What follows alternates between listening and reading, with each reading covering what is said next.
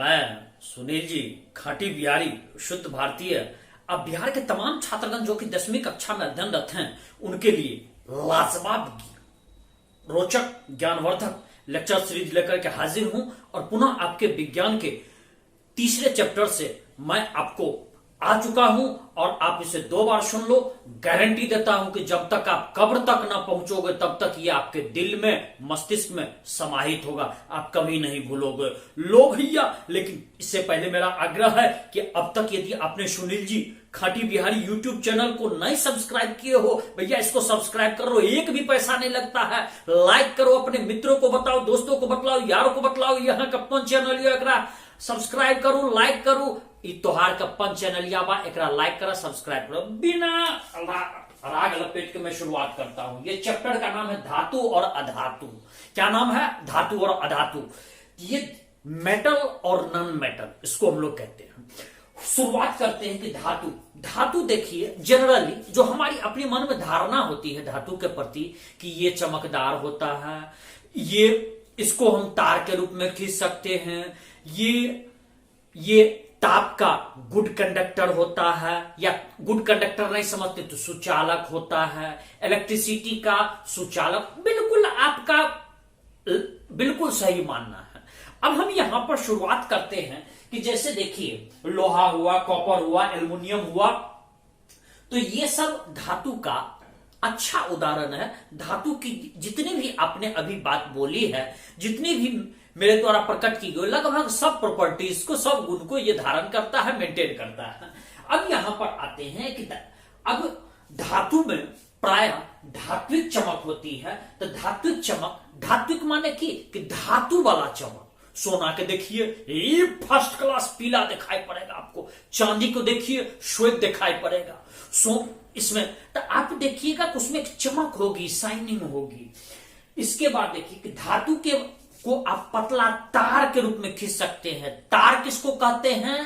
तार तो जानबे करते जब पर कपड़ा सुखाते हैं, उसमें यदि मान लीजिए कि आप देखिए कि जैसे इमाइक का ही है, तो यदि हम इसी को धातु के रूप में कर देती है, तार के रूप में होगा, तो तार जो टर्न करके खींचते हैं उसको तन्यता कहते हैं। तन्यता माने टाइन के लंबा करना, तन्यता अंग्रेजी में इसको कहते हैं।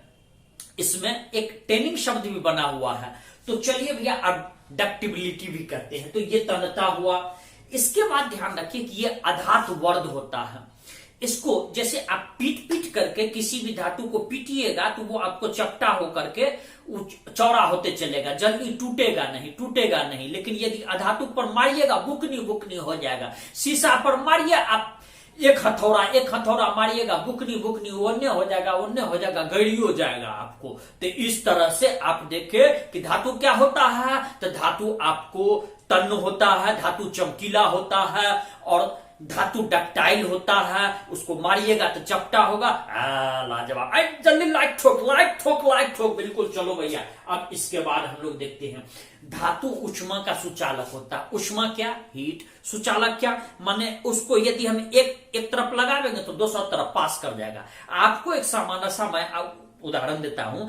आप एगो बोरसी ले लीजिए, बोरसी नहीं बल्कि आप चूल्हा ले लीजिए। चूल्हा पर आप कढ़ाई चढ़ाते हैं तो देखिएगा पहले नीचे गर्म होगा, उसके बाद ऊपर गर्म हो जाता है, ऊपर गर्म हो जाता है। इसीलिए ना कढ़ाई को आप पकड़ते हैं तो कपड़ा से पकड़ते, कथी से पकड़ते हैं? कपड़ा से पकड़ते हैं।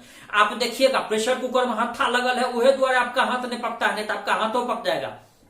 तो उस स्थिति में आप देखेंगे कि ये जो गर्म हो जाता है वो भी छोड़िए। आप एक बड़े से चूल्हा में आप एक रॉड, उसमें एक छोर लगा दीजिए, देखिएगा दूसरे छोर तक धीरे वो पहुंच जाएगा। तो धातु में उष्मा का सुचालक है। धातु का गलनांक ज्यादा होता है। लोहा को आप डाल दीजिए, जल्दी नहीं गलेगा। लोहा आपको हिट होते रहेगा, ताप होते रहेगा, लाल हो जाएगा, लेकिन जल्दी गलेगा नहीं, गलनांक ज्यादा होता है। कॉपर ले लीजिए, गलनांक नहीं होता है। इलेक्ट्रिसिटी पास करती तब भी कॉपर का तार कहां गलता है? तो इसलिए देखिएगा कि गलनांक उसका अधिक होता है। फिर चलते हैं कि लेकिन एक आध पीस अपवाद भी है, कुछ अपवाद भी जो बाद में हम आपको बतलावेंगे। तो चांदी आइए और तांबा। चांदी और तांबा जो है ये बहुत अच्छा सुचालक है इलेक्ट्रिसिटी का। अब जैसे विद्युत का हुआ, इसीलिए आप देखिएगा जो कॉपर का तार आप इस्तेमाल कीजिएगा घर में तो उसमें आपको कार्बन नहीं लगेगा। लोहे का तार इस्तेमाल कीजिएगा कार्बन ज्यादा लगेगा। कॉपर का तार इस्तेमाल कीजिएगा कार्बन नहीं के बराबर लगेगा, इसलिए कॉपर का तार इस्तेमाल करना चाहिए। फिर आते हैं कि आप देखिएगा कि जितनी हमारी जो कोचिंग संस्थान है उसमें कॉपर की ही तार लगी हुई है, कॉपर की ही तार लगी हुई है ताकि किसी भी तरह का डिस्टरबेंस ना हो। और फिर चलते हैं, लेकिन कॉपर से भी अच्छा सुचालक है चांदी, सबसे सर्वोत्तम सुचालक चांदी है। लेकिन चांदी का तार का कौन इस्तेमाल करेगा, किसके पास पैसा है। एगो चीज और देखिए, आप जो पोल में देखते हैं आजकल काला रंग का एक तार गुजरता है मोटा सा, उसके भीतर में देखिएगा कॉपर का तार है, इसीलिए उसमें अच्छा करंट पास करता है। लेकिन चांदी का क्यों नहीं डाला जाता। चांदी का डालिएगा तो पोले उखाड़ लेगा। बिहार में ऐसा आपको ऐसा भी चोर है जो वो पोले उखाड़, बिहार में भारत में कहीं भी आपको पोल उखाड़ लेगा, उसको चांदी काट लेगा। कॉपर के तो तार पहले था तो तार काट लेता था, लेकिन अब उसमें कॉपर का तार भी अच्छा सुचालक है। चांदी सर्वोत्तम सुचालक है। तो सबसे अच्छा सुचालक चांदी। लाइक ठोक, लाइक जल्दी लाइक मारा। चलो भैया, इसके बाद कॉपर भी अच्छा सुचालक है। अब फिर देखते हैं, जबकि लेड और मरकरी आइएगा, लीड और मरकरी ये सुचालक है। यहां बाद हो गया, मरकरी आपका सुचालक नहीं है तो वो आपका धातु, चूंकि कुछ बाद भी है, उसके कई सारे गुण धातु से मिलते हैं, इसमें ये कुचालक है। लीड आपका कुचालक है। आप देखिएगा जब विद्युत के तार में आप फ्यूज तार लगाइएगा, सबसे बेस्ट फ्यूज तार जो होता है इसमें आपको लीड और टीन का मिला होता है। टीन का मिला होता है, चूंकि लीड जैसे ही ज्यादा गर्म होगा वो गल जाएगा, और गल जाएगा तो तार आपका टूट जाएगा, उसमें इलेक्ट्रिसिटी नहीं पास करेगा। इसलिए घरेलू उपकरण को बचाने के लिए ज्यादा यदि वोल्टेज चला आया तो उसको बचाने के लिए हम उसी तरह का हम लोग प्रयोग करते हैं, उसी तरह का फ्यूज तार का प्रयोग करते हैं, सबसे अच्छा। अब देखिए, धातु विद्युत का सुचालक है। अब यदि उसको हम छू लेंगे तो करंट मार देगा, इसीलिए उसके ऊपर पीवीसी पॉलीविनाइल क्लोराइड इसका हम लोग इस्तेमाल करते हैं। रबर का इस्तेमाल करते पीवीसी पॉलीविनाइल क्लोराइड। अब देखिए, ये रबर जैसी सामग्री चली हुई है, आप इसी में ले लीजिए, इसके अंदर एक पतली सी तार है, लेकिन ये पीवीसी है, पीवीसी। तो आप यहां पर चले आइए, देखिए ये है आपका मेटल, ये है मेटल, और आप इसको जो देखते हैं ये है पीवीसी। तो ये है पीवीसी और ये आपका मेटल हो गया। इसको देखिए ये मेटल है। तो पीवीसी, ताकि आपको करंट ना लगे, आप तार को जैसे मोटा वाले तार के भी ऊपर देखिएगा कवर उसको कहते हैं, अच्छी क्वालिटी की तार होती है उसमें कवर अच्छा होता है। फिर आते हैं कि धातु को आप यदि कठोर सतह से टकराइएगा तो उसमें आवाज आवेगी, इसको हम लोग कहते हैं ध्वनिक सोनोरस कहते हैं।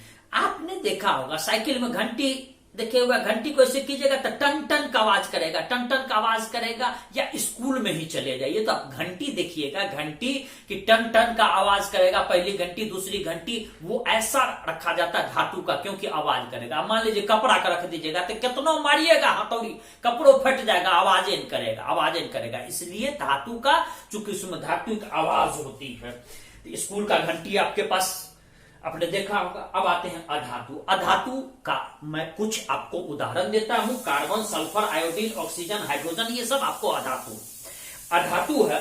तो अधातु में कुछ उसका भी अपना एक प्रॉपर्टीज है, उसका भी अपना गुण है, फिजिकल है, केमिकल प्रॉपर्टीज है, एक आदमी सब बात होता है। तो अधातु आइए कि ब्रोमीन छोड़ करके, ब्रोमीन एक ऐसा अधातु हो, उसको छोड़ करके बाकी जितनी भी अधातु हैं वो तो या तो ठोस है अन्य तो गैस में है। ब्रोमीन सिर्फ एक ऐसा अधातु है कि द्रव में है। जल्दी बोल, कौन सा ऐसा धातु है जो कि द्रव में है? जल्दी बोल, नस फाड़ दूंगा। रमेश्वर जल्दी बोल। हाँ, ब्रोमीन, बिल्कुल सही कहा। सबसे अच्छा सुचालक कौन है? दिनेश बा तू बोल ले। 80% लाना चांदी, बिल्कुल बढ़िया, बहुत बढ़िया बात, लेकिन ये धातु है। अब फिर चलिए, तो ब्रोमीन हुआ।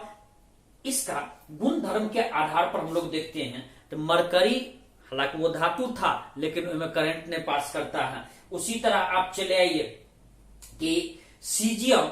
अच्छा, जनरली आप देखिएगा कि अधातु जो होता है उसका गलनांक कम होता है, लेकिन यहीं पर धातु का बोले थे गलनांक ज्यादा होता है, जैसे लोहा जल्दी नहीं। लेकिन यहीं पर अब बात ले लीजिए, सीजियम ले लीजिए, उसके बाद आप गैलीनियम ले लीजिए, ये धातु है लेकिन इसको हाथे पर रखिएगा तो ये अपने आप पिघल जाता है। लेकिन और प्रॉपर्टीज उसका धातु से मिलता है, इसीलिए उसको धातु में कैटेगराइज किया गया, वर्गीकरण किया गया है। अब यहां पर हम लोग आते हैं कि आयोडीन। आयोडीन देखिए, आयोडीन अधातु है। आयोडीन क्या है, जल्दी बोल दीजिए सवाल। हाँ अधातु, बिल्कुल सही जवाब। लेकिन ये चमकीला होता, अधातु होते हुए भी चमकीला। तो अतिया तू बोल, तो 80% लाना है। कौन सा ऐसा अधातु है जो चमकीला होता? आयोडीन। बहुत बढ़िया बात, 83% नंबर आएगा। अब आते हैं कार्बन। कार्बन अधातु है। फिर देखो कार्बन, इसका अलग अलग अपरूप है। अपरूप माने कि डिफरेंट डिफरेंट, अलग अलग। You will find the different structural format of the carbon, आप ये प्राप्त करोगे। तो इसका देखिए, अब जैसे कार्बन का एक अपरूप है, उसको हीरा कहते हैं, this is called as diamond. और ये ध्यान रखिए, सबसे कठोर पदार्थ है, this is the hardest item available in the world. आपको ये जो सबसे कठोर पदार्थ है, प्राकृतिक पदार्थ, इसका गलनांक और क्वथनांक अधिक होता है। और कार्बन का एक और अपरूप है जिसको हम लोग कहते हैं ग्रेफाइट। क्या कहते हैं? ग्रेफाइट। तो कार्बन के दो अपरूप, एगो कौन? हीरा, दूसरा कौन? ग्रेफाइट। चलो है अब ग्रेफाइट। लेकिन ग्रेफाइट कार्बन अधातु है, अभी आपको बोल रहे हैं, लेकिन ग्रेफाइट क्या है? विद्युत का सुचालक है। ग्रेफाइट क्या है? विद्युत का सुचालक है। ग्रेफाइट नहीं बुझेगा तो पेंसिल के जो नोकी देखिएगा, वो ग्रेफाइट एक बना रहता है। अब धातु को वायु में यदि हम जलाते हैं, एयर में जलाते हैं, तो क्या हमको मिलता है? तो जैसे देखिए, सामान्य सा आप इसको समझ ले, मस्तिष्क में बिठा ले कि धातु को ऑक्सीजन के साथ यदि आप ऑक्सीजन में जलाते हैं तो उस धातु का ऑक्साइड बनेगा। सामान्य, मोटा मोटी, जनरल। तो धातु को ऑक्सीजन में जलाए, धातु ऑक्साइड बना। अब जैसे कॉपर को हम मान लीजिए वायु को उपस्थिति में गर्म किए, तो उस स्थिति में हमको काले रंग का कॉपर ऑक्साइड बन जाएगा, जनरल। तो इसमें जैसे कि 2Cu हुआ प्लस O2 हो तो 2Cu कॉपर ऑक्साइड बना। जनरली देखिएगा, धुआं यदि कोनो चीज जलाएगा तो काला आपको बनेगा ऑक्साइड फॉर्मेट में। लेकिन अच्छा, अब यहां पर हम लोग आते हैं कि धातु का ऑक्साइड का नेचर क्या होता है, प्रकृति क्या होती है। तो धातु की ऑक्साइड की प्रकृति प्राय जनरली क्षारकीय होती है। तो क्षारकीय होती है जनरली। तो उस स्थिति में अब मान लीजिए, लेकिन कुछ ऐसा भी है जैसे एल्युमिनियम हुआ, जिंक ऑक्साइड हुआ। कौन? एल्युमिनियम और जिंक ऑक्साइड, ये अम्लीय और क्षारीय दोनों प्रवृत्ति होता है। इसका ऑक्साइड दोनों प्रवृत्ति का होता है। इसके कारण ये जब हम इसको अभिक्रिया कराते हैं तो उस स्थिति में लवण और जल ये आपको दोनों देता है। तो ये लवण और जल दोनों देता है। इसको हम उभयधर्मी ऑक्साइड कहते हैं। उभयधर्मी, उभयधर्मी माने डुअल नेचर के। जैसे आपको डुअल नेचर नहीं बुझ पाया तो आप ये बुझिए कि नेचर दोनों होगा। जैसे एकाडगो का आप देखे होइएगा कि शरीर होगा लड़की वाला और लड़का वाला दोनों होता है, वो जिसको हम ग्रामीण भाषा में हिजरा भी कहते हैं, डुअल नेचर होता है। मर्दबो होता है, औरतों होता है, जनानियों होता है, पुरुषों होता है। तो वो डुअल नेचर का है, न ही पूरा पुरुष है और न ही वो पूरा जनानी है, न ही पूरा औरत है। इसमें कि नाइदर ही इसमें हम कह सकते हैं कि नाइदर ही इज मैन और nor she is woman, she is between these two, इन दोनों के बीच। इसी को हम लोग कहते हैं हिजरा। तो हिजरा, तो उसको आप देखिएगा, उसको थर्ड जेंडर ग्रुप, वही उभयधर्मी है, उभयधर्मी ऑक्साइड दोनों। अब इसी को हम लोग प्रकट करते हैं Al2O3, इसको 6HCl से किए तो हमको ट्वाइस AlCl3 और प्लस 3H2O मिला, इसमें हमको जल मिलता है। और फिर Al2O3 में ट्वाइस NOH किए तो ट्वाइस NaAlO2 और H2O, सोडियम एल्यूमिनेट बना। अब यहां पर हम लोग देखते हैं कि जल के साथ यदि अभिक्रिया करते हैं तो उस स्थिति में हाइड्रोजन गैस और धातु ऑक्साइड उत्पन्न होती है। हाइड्रोजन गैस और धातु ऑक्साइड उत्पन्न होती है तो जल के साथ अभिक्रिया करने पर। और यदि एक कदम और आगे बढ़े तो देखिए, धातु ऑक्साइड जल में प्रायः घुलनशील होती है और जल में घुल करके ये धातु हाइड्रोक्साइड पैदा करती है। क्या पैदा करती है? तो धातु हाइड्रोक्साइड। हाइड्रोक्साइड हुआ माने OH उसमें लगा होगा।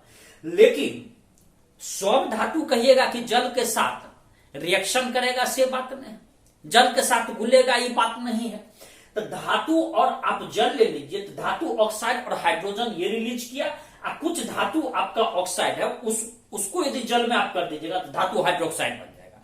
तो हाइड्रोक्साइड, तो आपने क्या देखा कि धातु को यदि जल में कीजिएगा तो धातु ऑक्साइड और हाइड्रोजन इसमें कि उसमें, तो जनरली हमने देखा, और धातु ऑक्साइड को यदि आप जल के साथ कीजिएगा तो धातु हाइड्रोक्साइड बनेगा।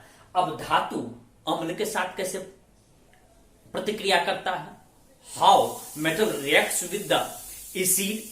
तो एसिड कैसे, यदि आपको अंग्रेजी समझ में नहीं आएगा तो बोल दीजिएगा। तो चलो भैया, तो धातु को यदि हम तनु अम्ल माने कि एसिड है ना, उसमें पानी फेंट दिए, पानी मिला दिए, पानी फेंट दिए, पानी मिला दिए, तो उस स्थिति में जो हमको कि धातु के साथ यदि हम एसिड में हल्का या थोड़ा पानी मिला दीजिए तो बन जाएगा आपको सॉल्ट और हाइड्रोजन, लवण और हाइड्रोजन बनेगा।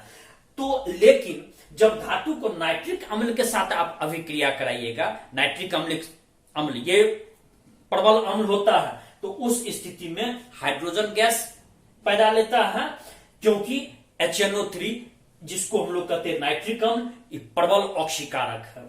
लेकिन इसमें और जो H2 होता है ये जल में परिवर्तित हो जाता है। अब यहां पर आइए कि एक हम लोग देखते हैं कि क्या उसकी अभिक्रिया, क्या पोटेंशियल है, क्या क्षमता है, कितना वो रिएक्शन का पावर रखता है। तो Mg ज्यादा पावरफुल है, उसके बाद एल्युमिनियम है, मैग्नीशियम ज्यादा पावरफुल है, उसके बाद एल्युमिनियम है, उसके बाद आपका जिंक है, और उसके बाद आयरन है। ये अभिक्रियाशील के क्रम में हम लिखे हैं कि उसकी रिएक्शन करने की पावर क्या है। तो पावर क्या है, तो ये देखिए, अब एगो शब्द जान लीजिए, उसको कहते हैं एक्वारिगिया। क्या? एक्वारिगिया। एक्वा शब्द होता है जल, लैटिन में आप जाइएगा तो एक्वा कहते हैं जल। आप देखिएगा जब आप फिल्टर आर्ज देखे होगा तो उसमें एक्वा लिखा होगा, एक्वा फिल्टर। इसमें देखिए होइएगा कि आप जो बोतल बंद वाला साफ पानी पीते हो उसमें भी एक्वा लिखिएगा। जैसे देखिए कहीं कहीं नाम दिया रहता है बिस्लेरी एक्वा, तो प्रगति एक्वा, तो इस तरह का नाम दिया रहता है जो उसमें बोतल बंद पानी साफ पीते हैं। तो एक्वारिगिया जो है ये आपको एक 3 और 1 के अनुपात में 3 भाग इसमें मिला रहता है HCl, हाइड्रोक्लोरिक एसिड। क्या मिला रहता है, जल्दी बोल? हाइड्रोक्लोरिक एसिड, ठीक। और 1 भाग मिला रहता है HNO3, नाइट्रिक अम्ल। 1 भाग HNO3 और 3 भाग हाइड्रोक्लोरिक एसिड। जल्दी बोल दिनेशवा, की मिला रहता है? 3 भाग HCl और 1 भाग HNO3 नाइट्रिक एसिड, ये मिला होता है। और इसके मिलने से जो मिलता है वो हल्का खट खट खट खट खोलते रहता है, इसमें लगता है जैसे उबल रहा है। उसमें यदि आप सोना भी डाल दीजिएगा, प्लेटिनम भी डाल दीजिएगा, गल जाएगा, इतना पावरफुल होता है। जबकि अकेले यदि आप हाइड्रोक्लोरिक एसिड में डालिएगा, HNO3 में डालिएगा, नाइट्रिक अम्ल में, तो नहीं उगलेगा। लेकिन 3 पार्ट हाइड्रोक्लोरिक एसिड और 1 पार्ट नाइट्रिक अम्ल मिला दीजिए, इसमें सोना डालिए, प्लेटिनम डालिए, गल जाएगा, इतना पावरफुल होता है। तो इसीलिए इसको हम लोग एक्वारिगिया भी कहते हैं। ये कई कंपटीशन में पूछा है, कई प्रतियोगी परीक्षा में पूछा है, आपको भी पूछेगा, आ गया और तय मानो। अब लाइक ठोको। और मैं सुनील जी खाटी बिहारी यहीं आपसे विदा ले रहा हूं। बहुत जल्दी इसका दूसरा भाग में मैं इस चैप्टर को समाप्ति कर दूंगा। जय बिहार, जय भारत।